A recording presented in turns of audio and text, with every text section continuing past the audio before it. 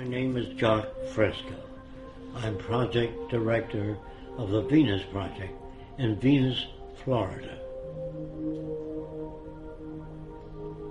The Venus Project maintains if you don't want war, if you don't want poverty, hunger, unemployment, territorial disputes, and all the other problems that go with society, you have to declare the earth as the common heritage of all the world's people.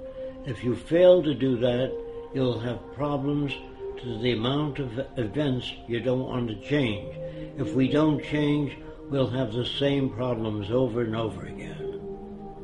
The Venus Project is an attempt to design a world where poverty, war, prisons, police do not exist, because we deal with the problems themselves, the factors that shape arrogant behavior, aggression, all the things that paralyze our society and prevent it from growing. Politics was good 100 years ago.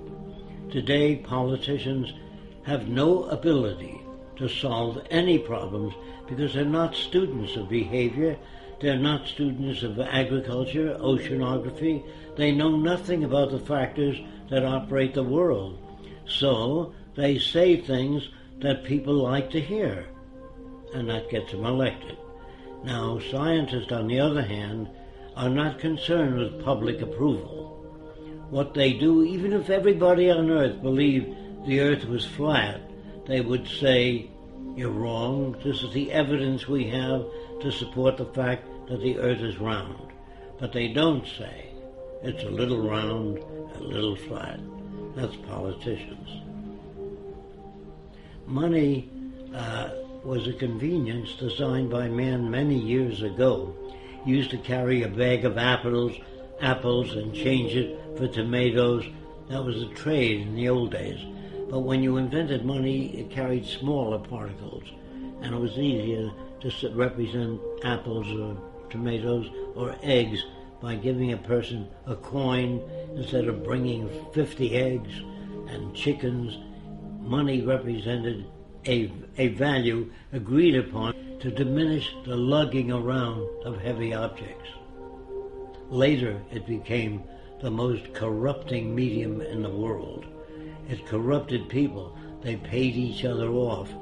If you wanted a congressman to act in your behalf, you put up a certain amount of money to help him get elected, and you owe that person a favor. And that's the same with the drug companies, the auto companies, the banks. All systems all over the world that use money are basically corrupt. Religion. In the old days, people could not account for natural events. They really know where all this came from, so they assumed there was a guy that lived up in the sky that made all these things. He made the earth. I think he took 6 days. On the 7th day, he rested. If it took 6 days, it means it was turning while he was making it, because you couldn't have a day. And that must be pretty rough to handle things while it's turning. And then he made a man and a woman and put them in a beautiful garden. Then he made a snake which walked upright and said, do terrible things. And the people eat of the fruit of knowledge. And they ate the fruit and he kicked them out. First he made the snake to tempt them. I don't understand this all-loving, all-benevolent being that loves everybody. And then he creates the plague and other diseases when he gets angry. And then if you don't follow the teachings, all the religiosity, you burn in hell. And that sounded to me like a psychopath, not God. But I'm mixed up when they tell me God loves everybody, then he creates a plague where children die. And I say, how come the children die? Because the children shall suffer for the sins of the parents. This is not a just God. It's a man-made God. So when you ask me whether I believe in God, not the concepts of God I've heard.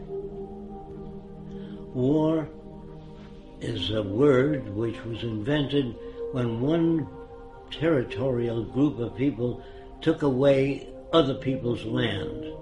They used force and violence, and war was the media for doing that. You shot other people, stole their women and their resources for your own gain. And nations have been at war ever since man invented weapons. And as long as you invent weapons, you can have war.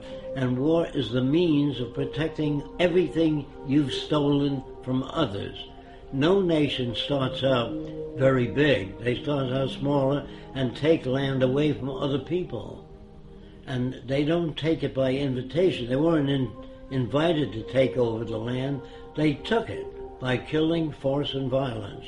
And war is the most inappropriate way of solving the differences. That's why I'm against the Pentagon and the military, because they majorly should be concerned with how to bridge the difference and bring nations together toward a common purpose, namely taking care of the environment, one another, and restoring the damaged environment. That's what I'd like to see in military systems. I would like to see, instead of training millions of soldiers to be killing machines, I'd rather train them in being problem solvers. Send them back to school, teach them social science, social psychology, sociology, so they can add to the culture, not be destructive. But ask anybody, what does democracy mean? They think it means participation in government affairs. So I asked them, do you really believe in democracy? They always say yes. I said, did you vote for the space program? They said, no.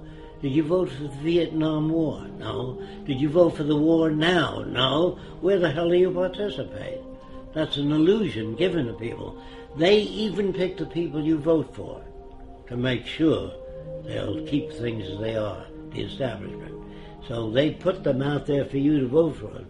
If we lived in a democracy, there'd be 5,000 political parties, different points of view. In a true democracy, you would have that. All points of view expressed on television and radio. It's up to you to turn it off.